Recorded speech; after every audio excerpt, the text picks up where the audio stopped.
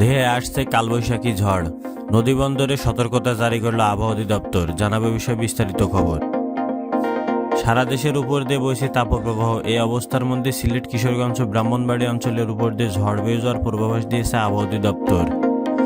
এতে বলা হয়, সিলেট অঞ্চলের উপর দিয়ে পশ্চিম উত্তর পশ্চিম দিক থেকে ঘন্টায় 60 থেকে 80 কিলোমিটার বেগে বৃষ্টি, বজ্রবৃষ্টি, অস্থায়ীভাবে ঝোড়ো হওয়া সহ বয়ে যেতে পারে। এসব এলাকায় নদীবন্দর সমূহকে 2 নম্বর নৌ হুঁশিয়ারি সংকেত দেখাতে বলা হয়েছে। এছাড়া কিশোরগঞ্জ ও ব্রাহ্মণবাড়ী অঞ্চলসমূহের উপর দিয়ে পশ্চিম উত্তর পশ্চিম দিক থেকে ঘন্টায় 45 থেকে 60 কিলোমিটার বেগে বৃষ্টি, বজ্রবৃষ্টি সহ অস্থায়ীভাবে ঝোড়ো হওয়া সহ কালবৈশাখী ঝড় হতে পারে। এসব এলাকার নদীবন্দর সমূহকে 1 নম্বর সতর্ক সংকেত দেখাতে বলা হয়েছে। সারা দেশে দিন ও রাতের তাপমাত্রা প্রায় অপরিবর্তিত থাকতে পারে। এছাড়া তাপপ্রবাহের সঙ্গে ভ্যাপসা গরম অব্যাহত থাকবে।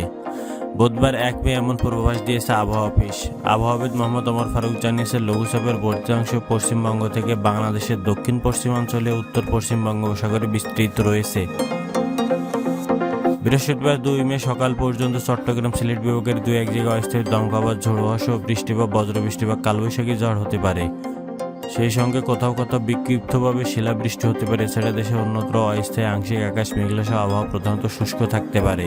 তাপপ্রবাহ: যশোর, কুষ্টিয়া, চুয়াডাঙ্গা, পাবনা, রাজশাহী, বাগেরহাট ও সাতক্ষীরা জেলাসমূহের উপর দিয়ে অতি তীব্র তাপপ্রবাহ বয়ে যাচ্ছে। তারপর টাঙ্গাইল, ফরিদপুর, গোপালগঞ্জ, নারায়ণগঞ্জ, নওগাঁ, সিরাজগঞ্জ, দিনাজপুর এবং খুলনা বিভাগের অবশিষ্টাংশের উপর দিয়ে তীব্র তাপপ্রবাহ বয়ে যাচ্ছে। এছাড়া দেশের অন্যত্র মৃদু থেকে মাঝারি ধরনের তাপপ্রবাহ বয়ে যাচ্ছে এবং তা আরও কিছুদিন অব্যাহত থাকতে পারে। সারা দেশে দিন এবং রাতের তাপমাত্রা প্রায় অপরিবর্তিত থাকতে পারে। জলীয় বাষ্পের আধিক্যের কারণে অস্বস্তি বিরাজ করছে এবং এটি আরও কিছুদিন থাকবে।